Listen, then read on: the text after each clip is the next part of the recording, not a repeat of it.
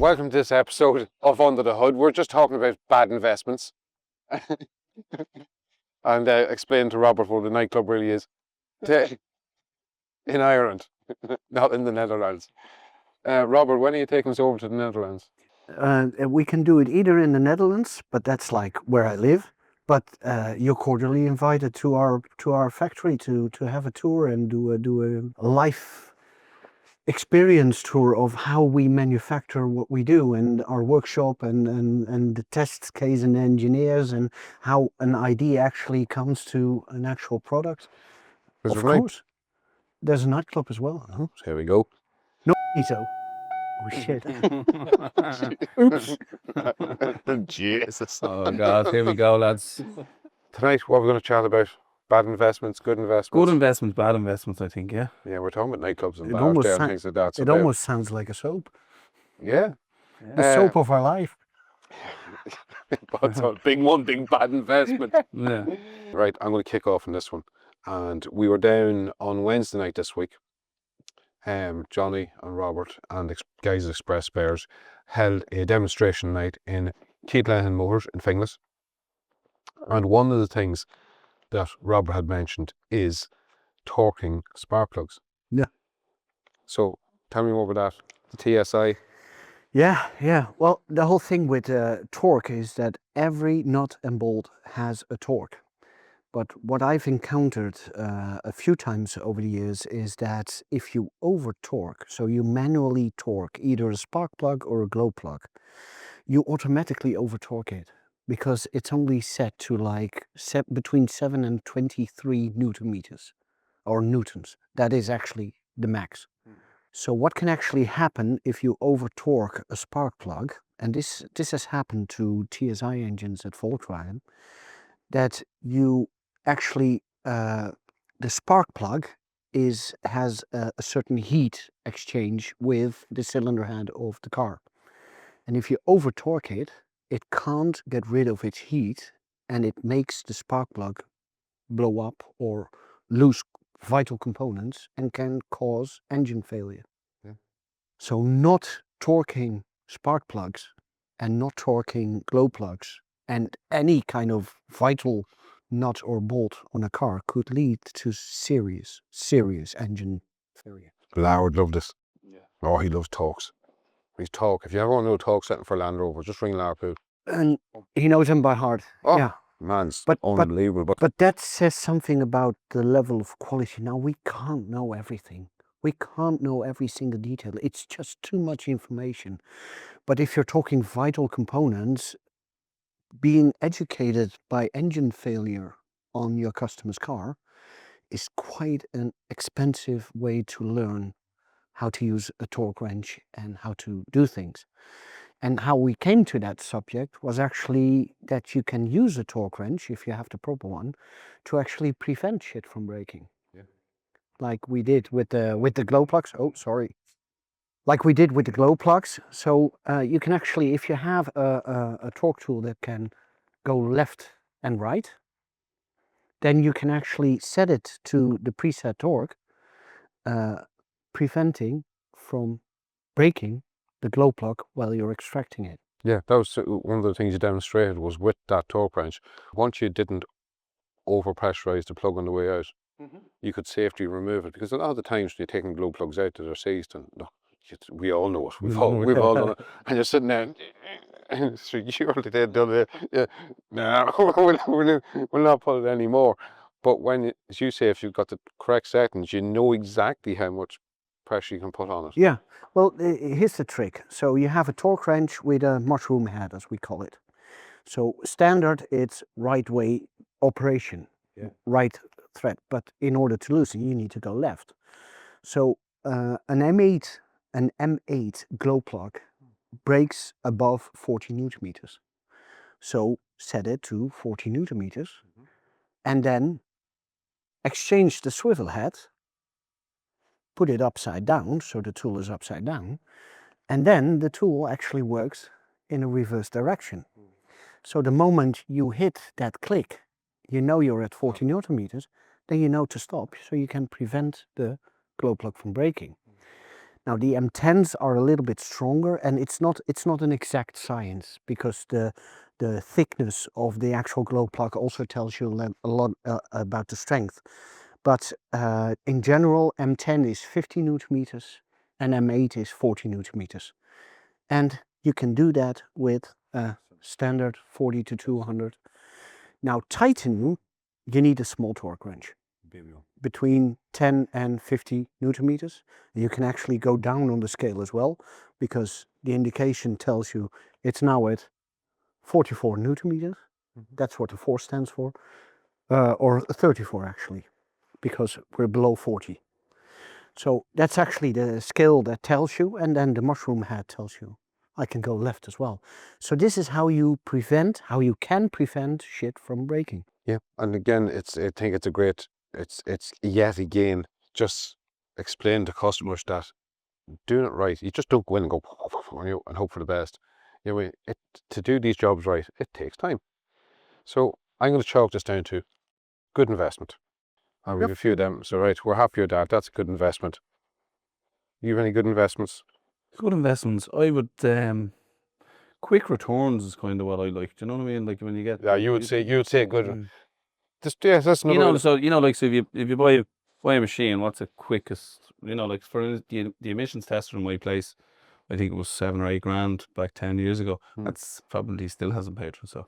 No, it's one. Yeah, Do you know what I mean? Emissions test is a hard thing. Lift is obviously going to be your.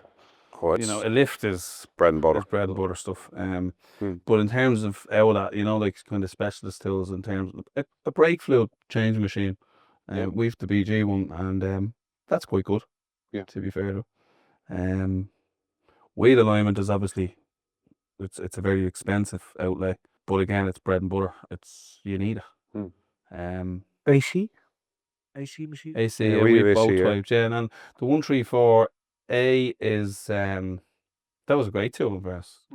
That came in and came out like it's it well It's paid also for a seasonal tool. Yeah, but the YF gas, the newer type stuff, It was slow to take off, wasn't it? is slow. Now it's not too bad now. People are Yeah, starting to get it, but there was times where you would Oh. you'd tell a customer it was Price of 200 it. quid to gas the car, whatever it was. I'll put the window down. The window down, sparks gone out. That's before you find a problem. That's just the gas. Yeah.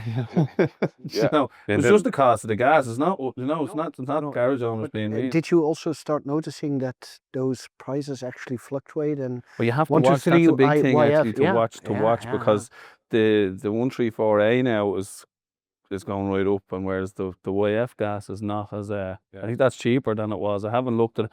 Yeah, I think the last time I bought, obviously we haven't bought a barrel of it since we're not in season for it yet. Yes, that'd be your general. That's your general. But again, you're saying they're good investments. But a good aircon machine is the guts of 5 grand. You know what I mean? A good lift is the guts of 5 grand. Like everything you're talking about, because you said your emissions. We spoke in one of our previous podcasts with Lara about tooling up and things like that, and how much do you need to start a garage? How much do you really need it? And in fairness, to start off, you don't really need that much. You get away with a lift and things, but your life's going to be hard for a long time until you actually get enough money to get the tools that make the job easier, which is what you provide. So there's 2 ways of saying a good return on investment. There's one, financially, how quick does that tool pay for itself? And 2, the other side of this, it'll save, whether it be saving knuckles with a high quality spanner, or whether it be actually make your life easier, which is what a lot of the door tooling does. What would you have said when you were back on the tools was a really good investment?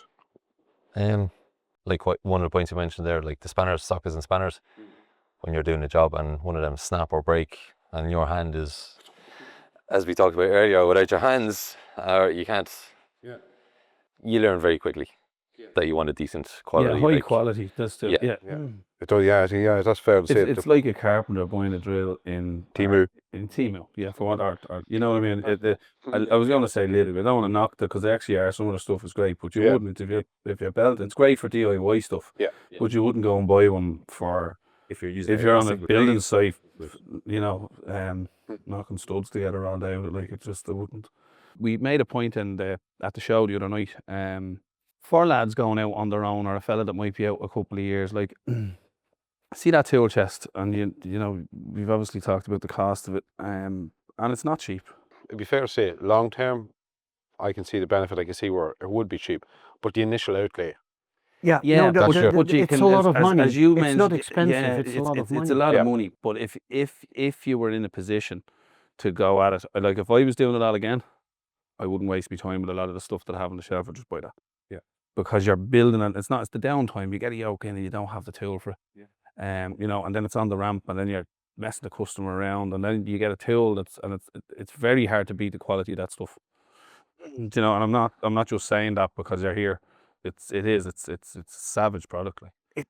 It's the users who tell you this the same as well. Yeah, like, but if anyone was in the position to, rather than, because you seen on the shelves in my place the amount of boxes of different stuff, and then you get the tools, and some of them are okay, they get the job done, but like the quality and the speed that they get it done in, like there is a return in it. Now, because I've spent all the money on all the stuff, would I spend it now? Probably not, right? Because I've already spent the money, and realistically, what am I going to do with them ones? So, like, you're not going to. So, but I think for anyone that's going into it that hasn't spent the money on all the other bits, that's a winner. I found it mesmerizing that any customer that actually did decide on to invest in that kind of trolley. I got a guy in Denmark who it was very hard to convince him, and he spent 1.5 years, and now he has it for 2.5 years. And he came at me at the show a little over a year ago, and he said, if my establishment was on fire, that trolley is the one I'm taking with me. And he was dead serious. If you get that kind of response from people who actually spent that 15 grand, then you know this is what drives me. Yeah. But what I specifically think about the trade in itself is, you told in the earlier podcast, you spend 200 grand on your outfit. You spend a similar amount. That corner. Yeah, exactly. Yeah, but it's another. But here's the whole thing: the way that a business is set up, that every investment you make, you have a write-off on it, and that write-off is not there to devalue the tool. Or you have to make money first, That's not. but it's part of the investment plan for the next investment. Now, unfortunately, you need to be 10, 20 years in business to build up what you've built up, both of you, and that takes planning. Yeah, and you don't start with a 15 grand trolley. I think, you know, it would be, and I don't know, maybe this is for the camera, it's not, but I'll say it anyway. Maybe to look at funding options for that. Because if a fella was to come in and fund that, do you know what I mean? If you were to fund that for a fella over 5 years, now all of a sudden it's not that expensive. Like 15 grand over 5 years with a bit of interest on it is what will generally rule of thumb is €20 per thousand, right? So it's 350 quid a month over 5 years. Now all of a sudden the 80 quid a job that you break it down on earlier, you only need to do 4 jobs for that 350. And if you do 4 jobs with that toolbox in a month, if you can't, well then go home. Do you know what I mean? No, seriously, but it's I think if you put a funding option in place for that, for lads who are starting, I think even lads that are in the business years, I think it is like it's definitely a good one. But I think if anyone, like particularly if you came to me, if I knew now what I knew back then, if there was a funding option on that when I opened within the first 12 months, that'd be sitting in my workshop. Funny that you mention it, because obviously there is this opportunity, but here's the thing: what gets stuck in between the ears is the 15 grand, because that's the investment you have to plus VAT, so it's a little bit more even, and this is actually last being considered of investing. First you need your lift, then you need your transmission jigs, then you need your hand tools, then you need your AC machine. And once you've got all of that sorted out, oh shit, in order to do this job, I also need special tools. The brilliant way at the perception is, of course, there's funding possibilities. There's a way to support and to pay in 5 years' time, exactly as the write-off. Sometimes you, as part of the selling process, you offer it, and sometimes the customer is actually insulted that you offer it. Because if I buy something, I pay for it. Now here's the thing, as the vehicles are getting more and more complex and more aluminium is used with steel bearings, and so we have more corrosion instead of rust, which actually means it's even more stuck. It's worse.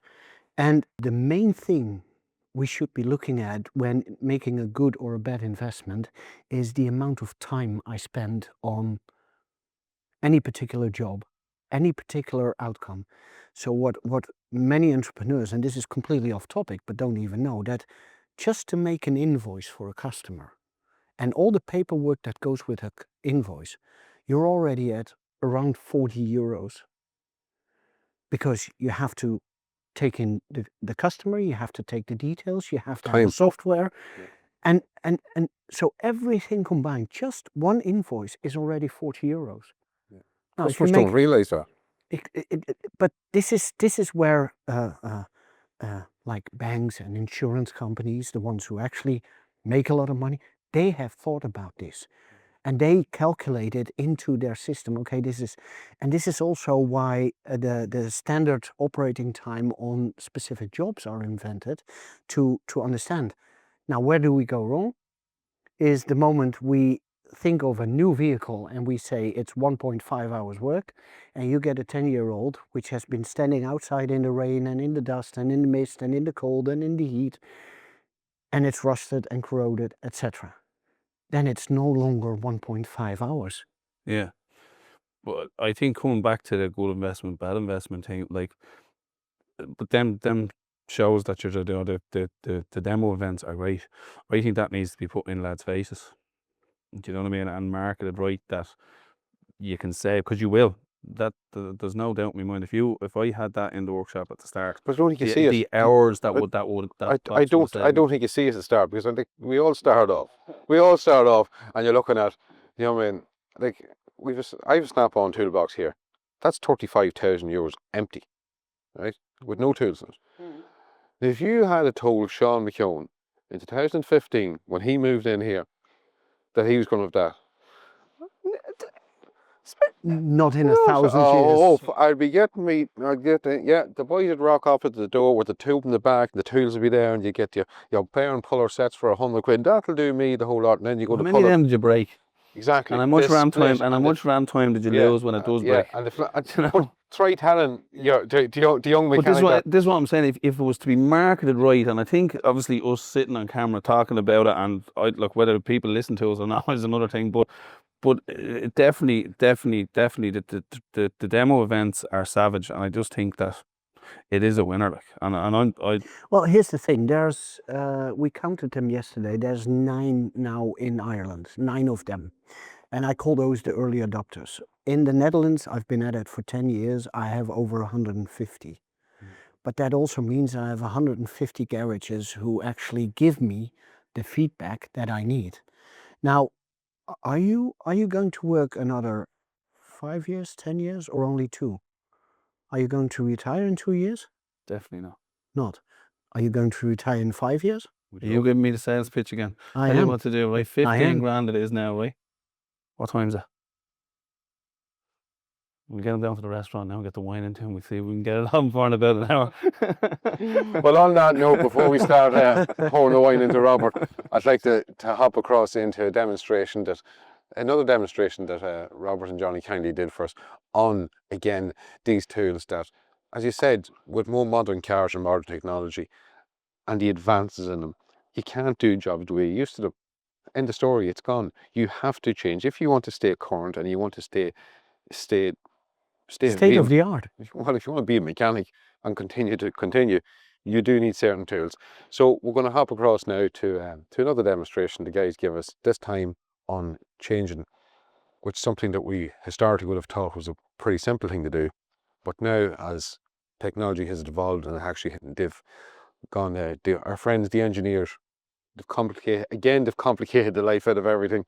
And we're going to see how do you fit a wheel bearing without actually taking the hub off the car.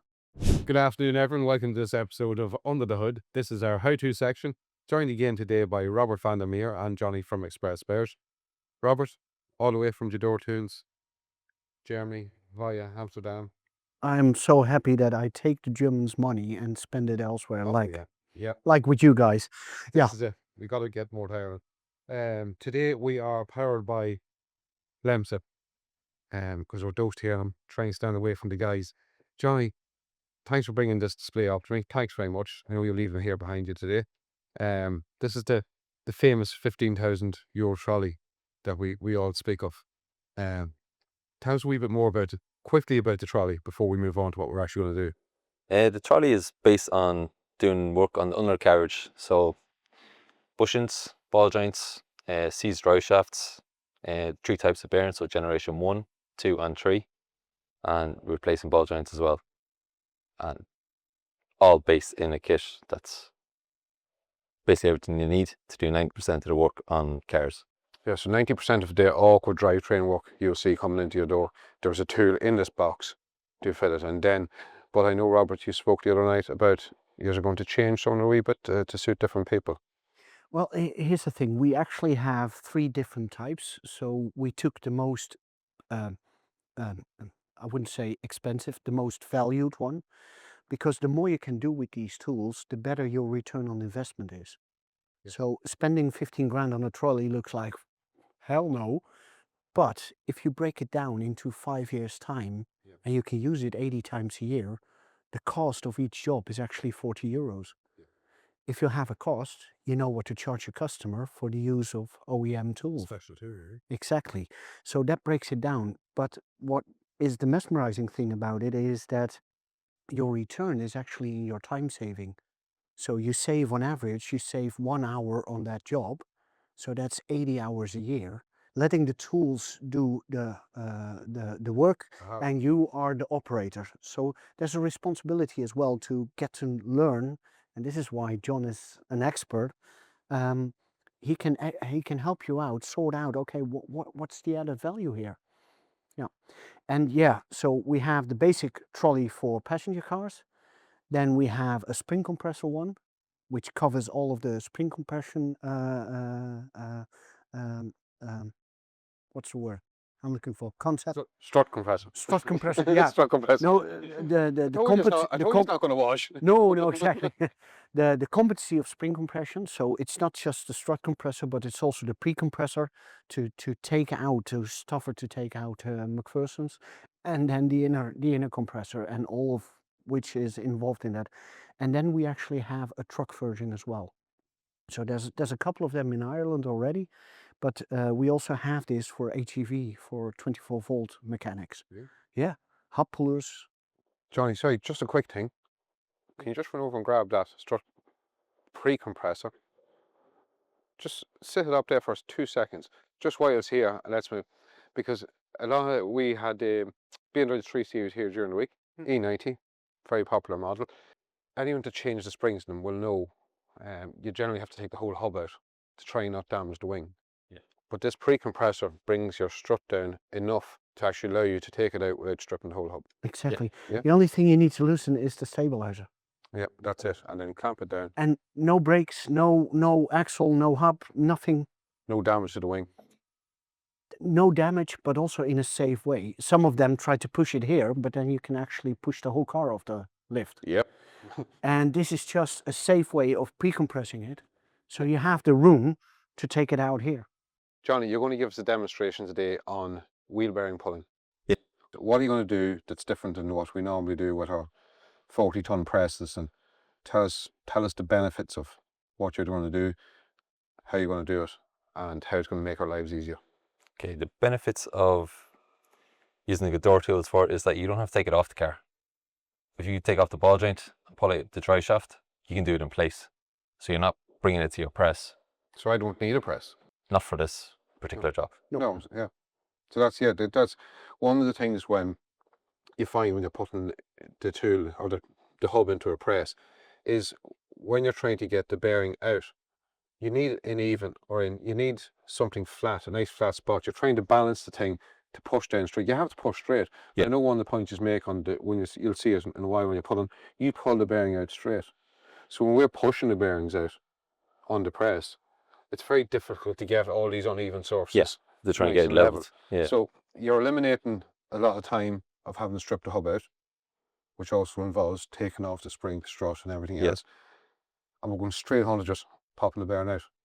You can leave the ABS sensor in, because we've thought about that as well.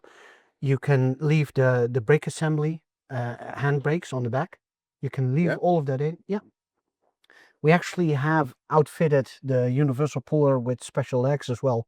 So if I do a Vito one on the rear axle, or your favorite car brand, Land Rovers, so it's a day. You said we wouldn't talk about them. It's minimum a day work to take the brakes off on the back, to take the bearing out. And with these tools, you don't need to dismantle the handbrakes. Yeah.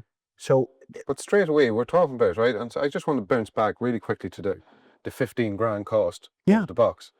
And a full day's labour to take out a bearing in a Land Rover. Or a BMW. Rear axle BMWs. It's aluminium BMW hubs. states 4 hours each side. Yeah. So that's 8 hours. That's BMW stayed 4 hours each side if the car's new and not corroded and not rusty. And all the tools there. By the time we get them, they're rusty. There's a lot of corrosion going on, and that 4 hours is now 8 hours plus a tank of gas. So straight away, I'm starting to see, just from what you're talking about, where it's just not as expensive as it seems initially. The thing is, we buy a tool for one problem, and then sometimes that tool can be like 2 grand, especially if you need hydraulics to operate it. So what we try to do is, instead of buying one tool for one problem, we have an entire kit that covers 90% of all problems. Yeah. So your return on investment is way better. And then the joy of operating it, so you don't actually have to work with it, you have to learn how to operate it. And also the time you save is where you make the money. And then you can get more jobs done. And the most fun of it all, and we've got a good bunch of them out in the Benelux and Scandinavia. The idea actually came from Scandinavia. They don't have time to wait for a tool. They need to continue. The mechanic is actually the most expensive thing you have. Yeah. But this creates happy mechanics. Yeah. Stress-free. Stress-free. And they go home happy if they do that job on that BMW in 2.5, 3 hours. And they're not exhausted. And they're not exhausted. The hammer, the chisel, the hands. induction, the hands. So, yeah, you need to learn how to operate it, but that's true for any new tool you get out there. And if you try to do this mechanically, you end up breaking stuff that you don't want broken. So carry on. Basically, you're using the jaws like you would in a press, kind of. You're getting a solid point to work against, using your cylinder, hydraulic cylinder, 17 ton to compress. Push or pull. So you have the 17 ton hydraulic press. I have a 40 ton cylinder in that bench press up there, and it struggles to take certain bearings out, again, because the hub may not necessarily be perfectly flat. It's important to note that when you have the tool aligned correctly, you don't need as much pressure. You need up to 4 times less pressure. Yeah. And the same goes for drive shaft. So on occasion, I was with a customer just on a call because the dealer said, let's go there. That customer wasn't interested. But what he did tell us, he had a drive shaft to push out. And at 20 tons, which was the max of his press, he couldn't get it done. So I asked him, do you still have that part around? This is how I learned as well. He did. It was in the scrapyard in his premises. Yeah. What I did is I built up the kit, pulling on the hub, pressing on the drive shaft, and at 5.5 tons, that drive shaft came out. Yeah. And then he was like, how can that be? I said, you're working in a stationary press with a 4:1 ratio. You're pressing on the knuckle. Yeah. If you're pressing on the knuckle, in the knuckle is the bearing. In the bearing is the hub. And then you're pressing to get the drive shaft, which is stuck in the hub, out. So that's 4:1. Yeah. So we pull on the hub and press on the drive shaft. That's a 1:1 ratio. Now, if you do that mechanically, you don't know how much force you're applying, and you're actually hitting with your impact gun. Yep. That's one. If you do it with a grease thing, which they state can push 10 tons, if you can get it done, you're grand. Yeah. But here's the thing, if you can't get it out, then you're... Up shit creek. Yes, that's the nice way to say it. So setting it up, please. Yeah. I've already put in the ring here, which is for centering. Only put it together. And then on the back, quick Oh yeah, we love speeding that. up. Yep. Saves a little bit of time. So you send it at the front, you send it at the back, so that thing can only go one way.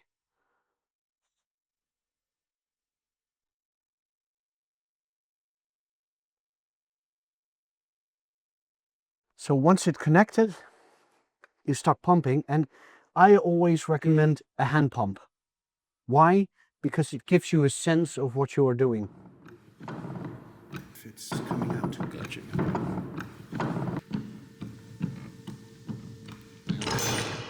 Yes. That's it. So if That's this it. was in a car, Okay. yeah. So if this was in a car, then the amount of force that you need is between 6 and 10 tons. So if you take a transporter van on the rear axle, you can go up to 10, 11. Front up to 14. Yeah. Yes. And then the newer Stellantis vans, you saw that Yeah, very last difficult. Wednesday. The new Stellantis vans actually have a Generation 2 bearing as well. And to take them out, you need approximately 10, 11 tons. But to put them back in, you need the same kind of force. Yeah. It's that tight.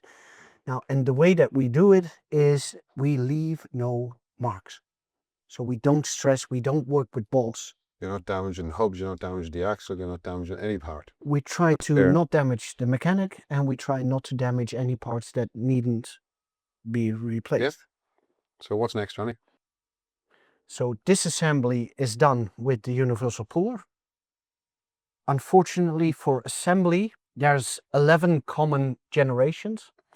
Actually 12 now with the Stellantis vans. And in the kit, there's 3 base covering models for all 12 versions. To give an explanation, some hubs have studs and the diameter can be different. Some hubs have a retaining ring on the back, and these kits will make sure that that retaining ring will go into place exactly as it should.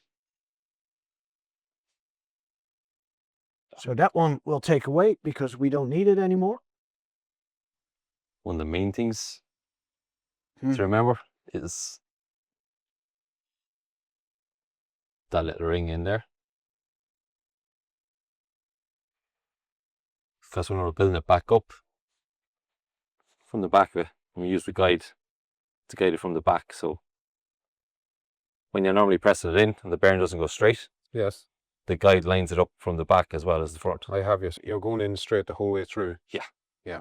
You're sort of you're setting the bearing up to go in straight. Then it becomes self-centering. It's the posh way of saying it. Oh, sorry. I have a language issue. Ah, no. I don't think in Irish. I don't think in English. Do you know some Irish? Shite? Yeah. Guinness? Pint? Yeah. We'll teach you more later. Oh, please do. Please do. Yeah. For demonstrating purposes, this is a new bearing. And something else to mention, how many times do you think that bearing's been in and out of that hub? It's been Since in... I had it, maybe about 10 or 20 times. Right, so show me that for a second. So, that bearing's perfect. Okay? And it's been in and out. We all know what it's like once you put a bearing back in, and we've all done it. ABS bearing. Yep. Put it in the wrong way around. Yep. Right? Then you have to go pull it back out. Yeah. And where does it go? The bin. Back in. We can't go back in because it's in shite. But what you're doing here with your tools is that the bearing's perfect. That has been in and out, as you say, 20 times due. How many times before that?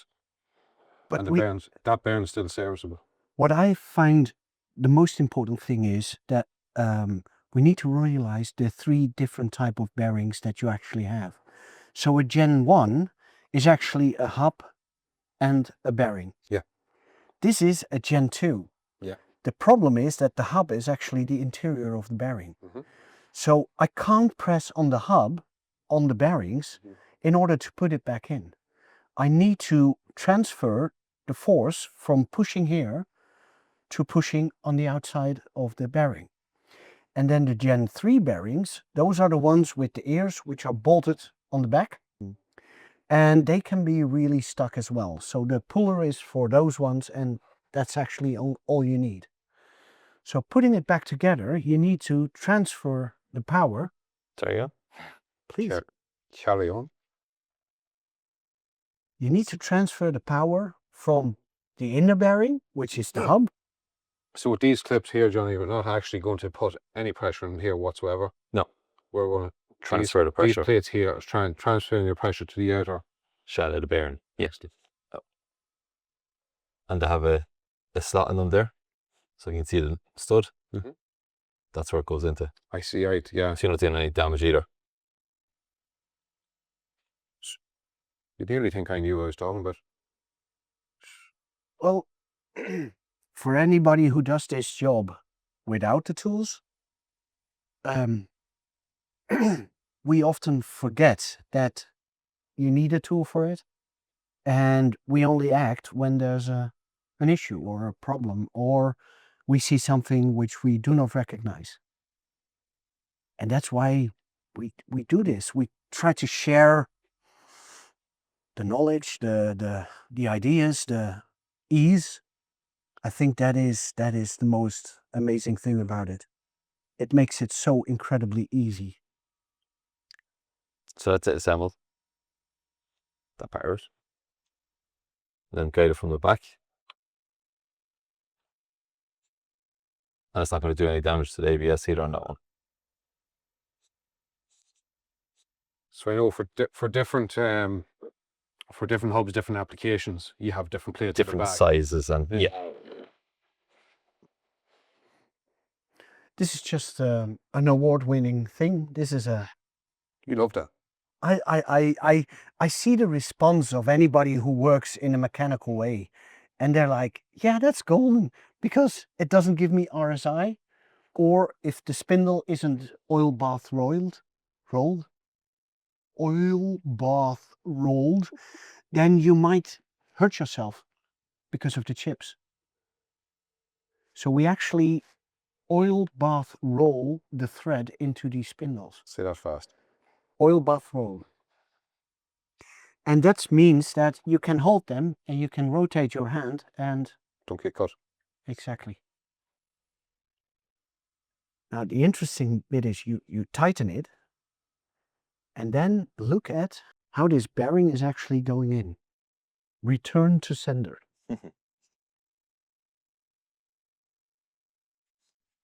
If you look at it then, oh, it's already started. It starts to level itself up. So self-leveling, self-centering. Yeah. Exactly. It can't go any other way than straight in. And this is particularly a problem with older cars, where you take the bearing out, that knuckle is rusted, and it can be oval shaped. So if you don't have that centering, then you think that the bearing is faulty, where it's actually the tools or the lack of centering, and it's really hard to do worse. You see sweat dripping down. And that's exactly what you wanted here, because that's the spring ring, the locking ring of the bearing. Yeah. Getting into place exactly as it should. That's it home. Yeah. So that's it. That's it. Yeah. Simple as that. It's taking the tools off and checking your work, checking the bearing like you do, listening to it like you did.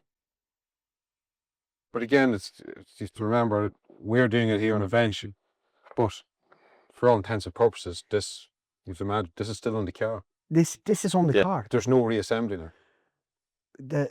The amount of time you save, but also the ease of operation. The hardship is understanding, oh, which support sleeve do I need? Which centering device do I need? But here's the thing. Before new.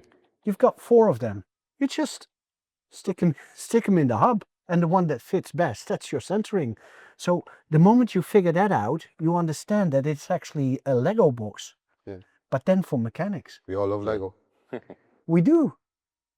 And this is all sorts of diameters. The one that fits best, that's why you need to clean this on the back as well, so that this one doesn't get stuck in the dust and the corrosion, etc.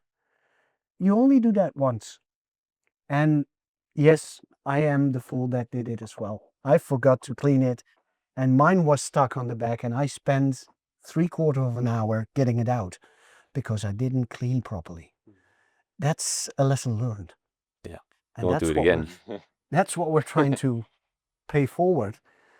Learn from how you can do these kind of jobs, but the ease with which that is what brings the joy to the mechanic's life. So Johnny, if myself and Robert weren't holding you up for the half of that, roughly how long do you think that bearing will be in and out? Maximum 20 minutes. Well, Yeah. I'm kind of thinking of a A bit of prep work beforehand, removing drive shafts and whatnot, but you're thinking roughly, once The you're job ready itself. to go, the job itself. Yeah. Yeah, well, I know future expert rear bearing 20 minutes It's excellent. in and done. Yeah, no stress. That's it. Because they are one of the stress. Yeah, there's Causing a lot of jobs. pressure on that Yeah. one. Yeah. Transport van, Peugeot Expert, Citroën Jumpy, Toyota ProAce, Fiat Scudo. Yeah. All the same vans. Excellent. Yeah, brilliant. You still Very have all good. the rest put together, but like that job itself. Lovely. Thanks, lads, again for coming today and going through this with us and giving us a wee demonstration of different ways that we can make the life of the mechanic that wee bit easier. So, albeit it comes at a bit of a cost, but as Johnny's just clearly shown there, that cost has been completely blown out of the water by the time saving, the stress saving. There really is. It just alleviates that completely. So we hope you enjoyed this, and we'll see you for our next episode of How To on Under the Hood. We really hope you're enjoying these videos. We'd just like to take a couple of moments to thank Certa Ireland, who are the official country partner of Castrol Oil in the island of Ireland, north and south. If you do want any products, please support Certa and give them a shout. They're really supporting us here on our podcast, and they're also supporting independent garages in Ireland like you. Do give them a shout if you want any Castrol Oil. Back to the video. So thanks very much, guys, for doing that demonstration, and we hope you enjoyed that. Again, another insight into how you do things right, and still retain your knuckles. And and it just shows there that by having the right tools, the jobs just aren't as hard as they're not as hard as you think they are. It's not about working, it's about operating. And enjoying it. Yeah.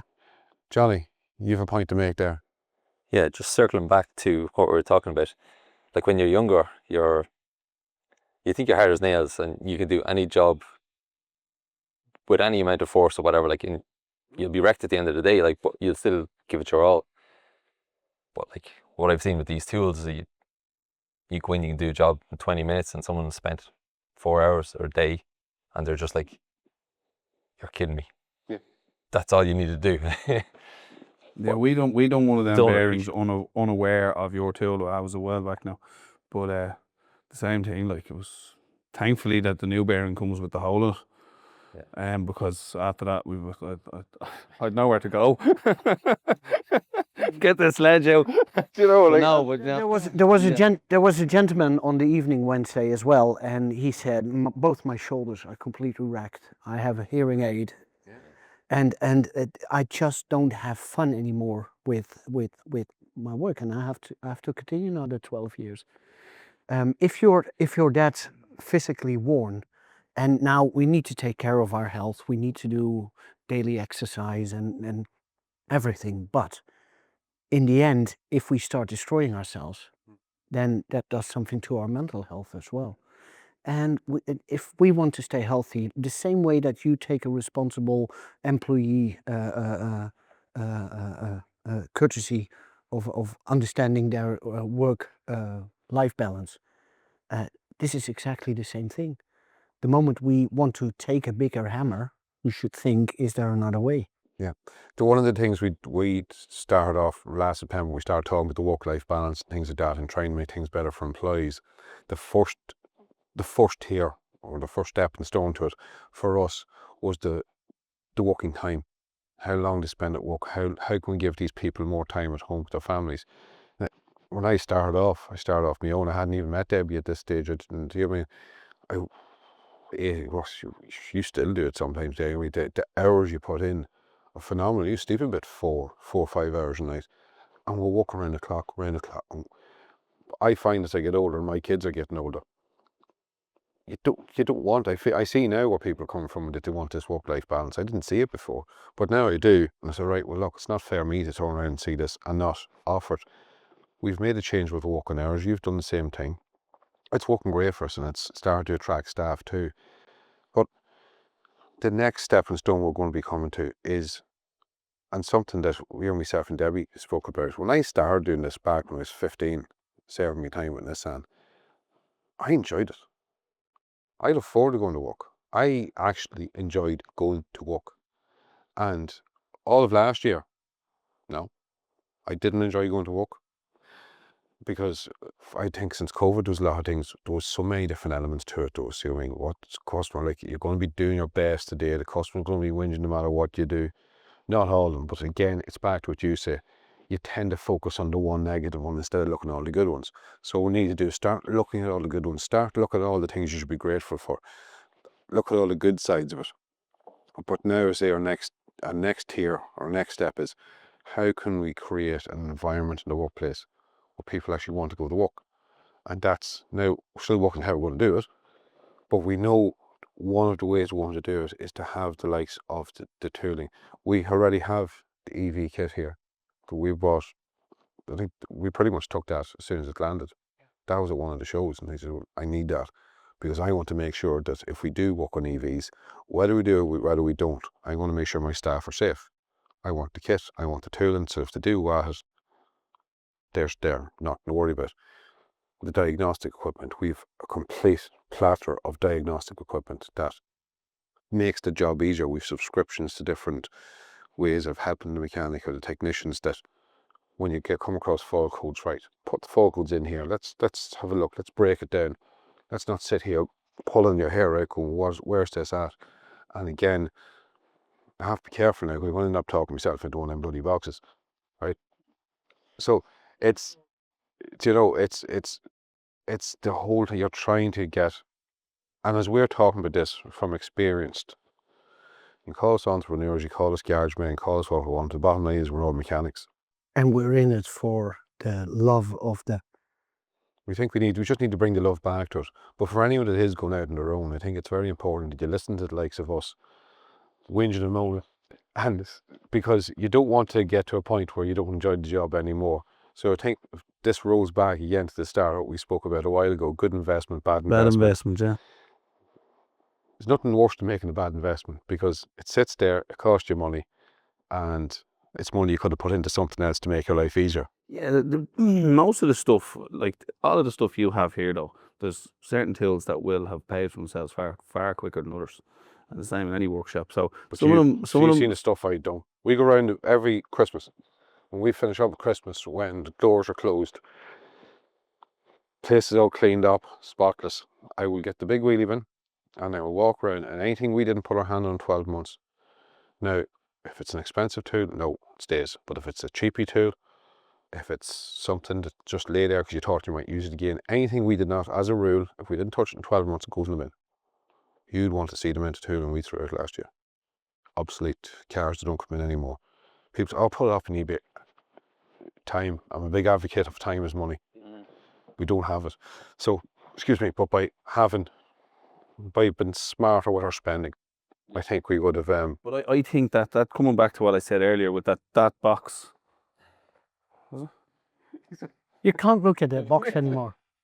I was like, what did I do wrong then? No, but in fairness to it, and I know it probably sounds like I'm selling them, but and I'm not on commission. No, but I know the hardship I had trying to convince you to buy that spring compressor. Because you'd be hard now. As I- JP says now, it'd be hard to get no fibre on me. Come again? JP, he'd slag it. He actually calls me a tight arse, and I'm actually far from a tight arse. But anyway, Well- that's another day's debate. But the interesting bit is we actually do not try to sell them to you. We only plant a seed. You have to convince yourself that it could, look, you done it the- has you don't, potential. you done it. Like it's there. It's in the workshop. It's done. Sorted. You shouldn't have showed me that. It's only that I have the shelf loads of shite I have there. You That's know, actually a question I get often. What do I do with the shite I have? But yeah. here's Do you the take a thing. trade in? If you have those youngsters that are starting up the workshop, they are always looking for a deal, and they look at you guys like those are the ones I want to be in 10 years time or 5 years time. Yeah, or- but when you look at the lads, when you look at what you've spent on that stuff to watch it sell it to one of them lads for, it's a fraction. Yeah, like it's not, and then But here's the question: is it on the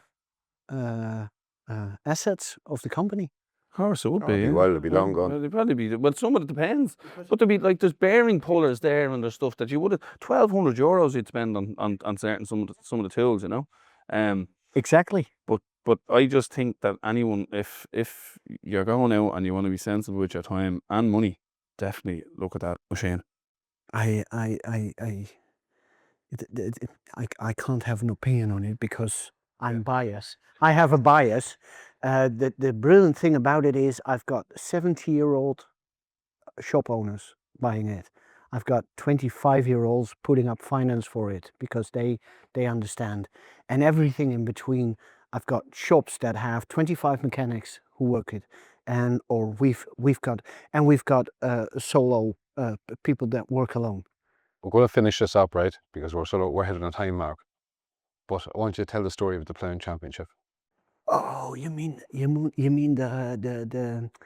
the older gentleman, Yeah. the older farmer, Yeah. 67, 70 odd years, Yeah. and he actually inherited some of the G-door tools from his grandfather. Is that the one you meant? Yeah.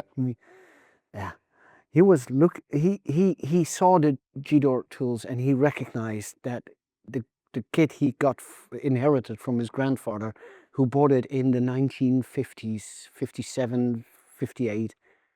And he was actually very disappointed because there were 2 keys missing, the 17 and I think the 17 and the 19.